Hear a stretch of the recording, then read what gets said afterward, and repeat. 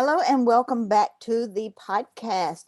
Today, I want to talk about focusing on creating a two-way dialogue rather than just making a pitch and a conversational sale. If you listen to my last podcast, I talked about the benefits of conversations and how to go into talking about your product or your services without being a jackhammer.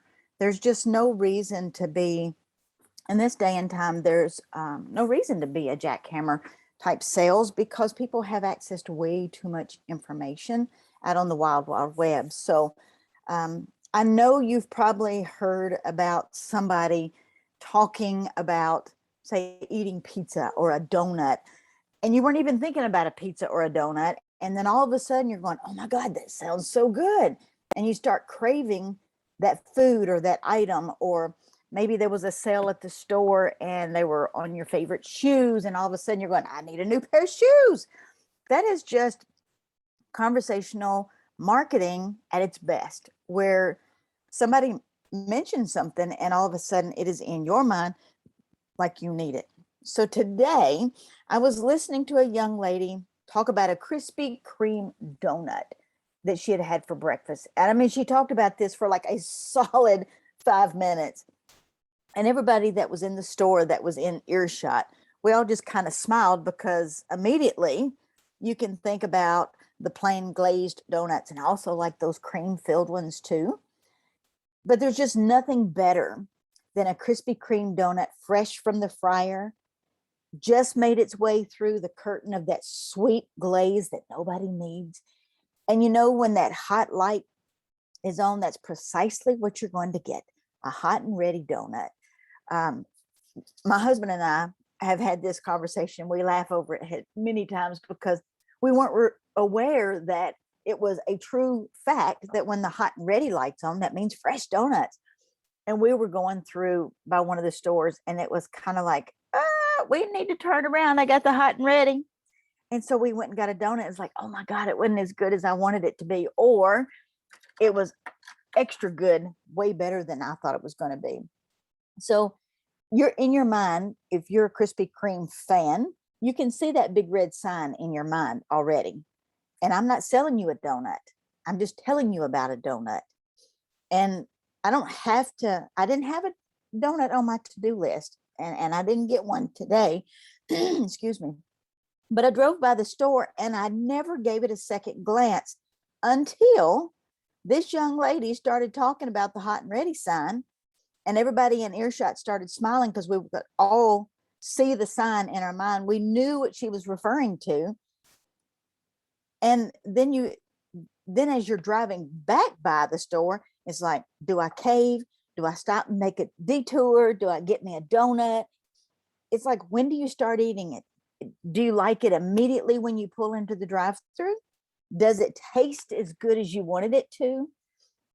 Is it as good as you thought it was going to be? Because, you know, everybody has this perception of how something's supposed to taste. It's like, was it that good?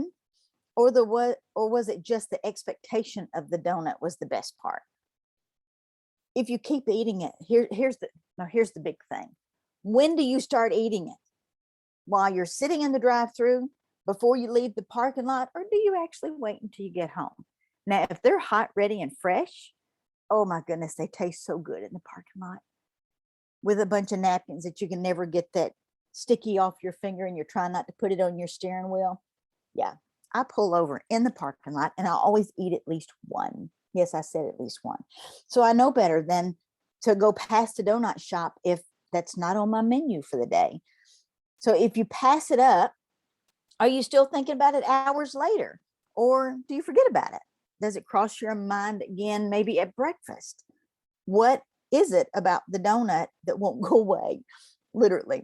You know, when I got home, it was just made me laugh because it was in my afternoon conversation with my husband when he got home from work.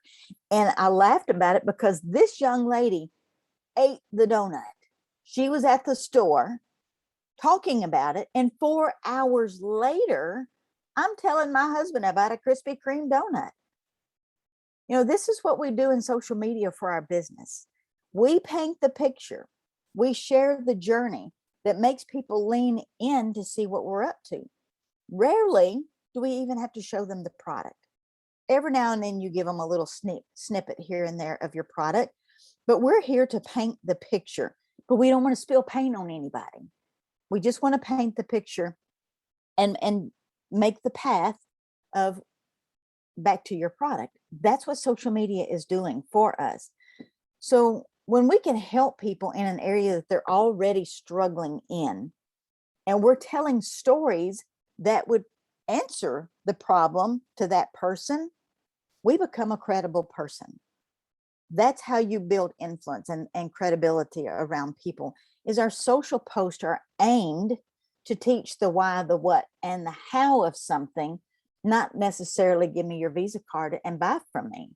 You're teaching them something up front that makes them lean in, just like this young girl and the donut. I didn't need one. I didn't want one until she talked about it. I'm still thinking about it 4 hours later. If you have build your social post around storytelling, people are going to remember you by your stories and what you share. I've had people that I've met in person that told me my own story because they have followed me so long, they felt like they knew me. And, just sharing simple tips to get results for your customers, whether it's big or small wins, it really doesn't matter. All they hope is something that you have will help them, and it boosts your authority by just being a good storyteller, being able to share your wins, your bigs, your smalls, all of it. Your social media could be a tip within your industry, whether it's hair or makeup, skincare, essential oil, whatever it is. If it is addressing an objective that you hear within your network, it could be, it could even be something, maybe a misconception that somebody heard about your company's VIP program, or a misperception about what it means to be a rep of a network marketing company. This is where we get to teach people to think differently because of things they just didn't know. We become educators from a distance, and as they follow your post, then they realize that, oh, I could do that, or maybe I do need that.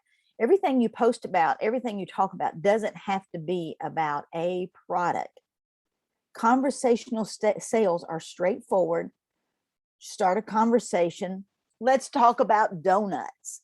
4 hours later, I'm talking about her donuts and I wasn't even at the store. So don't try to sell something to a new customer in a new customer relationship. Many new and old people, and not old as in age, but been in the industry a while, people in network marketing space think that the best way to cultivate a prospect or a sale is to lead with a pitch. Number one, a sales pitch is a description of what you offer and its benefit. You can talk about your offering and the benefits without making a proposal and teach somebody why you would need this particular product. And number two, an attempt to get a customer to either buy something immediately or agree to an appointment.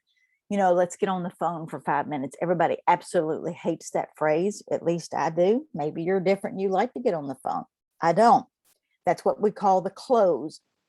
And sales pitches almost always fail because they're overwhelmed. They've overwhelmed the prospect with information, and then they demand a commitment immediately. I just met you. You want me to make a commitment, and you want my Visa card. I'm running backwards immediately. Building the relationship results in people coming back to you when they've had time to process what you said, to see if they actually want to have a product that you mentioned. And it also gives you time to see if you want to even have another conversation with that person. Maybe the conversation didn't flow well, or you didn't like the energy off of that person, or some of the things they said maybe didn't resonate with you. Why would you want that to be your customer if you dreaded having a conversation with them each time? Build a relationship with people that you like to talk with, that are fun to hang around. And no, I don't hang around all of my customers, but I'm just saying, if I met them the people that I've brought into my company would be a whole lot more fun than somebody that makes me cringe every time I get on the phone. So focus on creating a two-way dialogue rather than just making a pitch. Design the approach to engage people in a natural conversation, the kind you might have with a friendly person that you like, that lets both of us decide whether it's worth our time to pursue the conversation or just say, have a nice day and go our separate ways. Not every person you talk to, just because they have a pulse and breathing on your mirror, is a customer.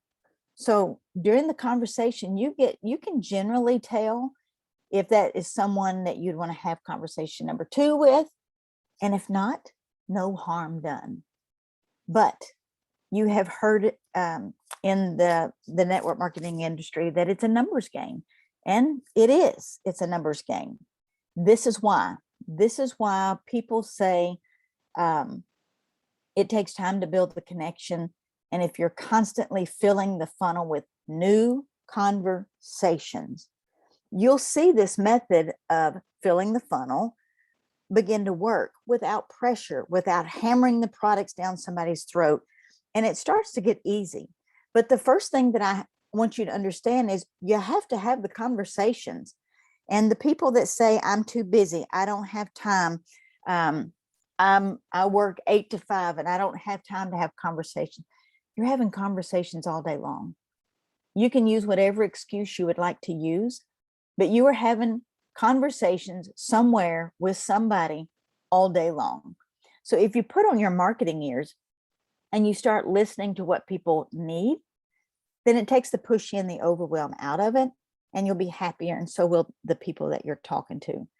So if you enjoyed this podcast, go over to angelabrook.com/links.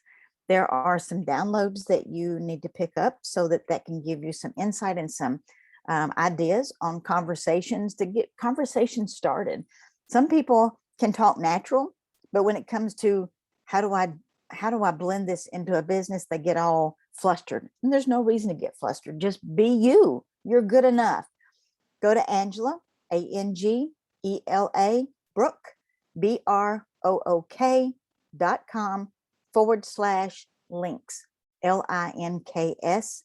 And I will see you in the newsletter. If you're not on there, there's a place for you to join the newsletter so you never miss a podcast and you never miss an update. I will see you on the next podcast. Have a great day.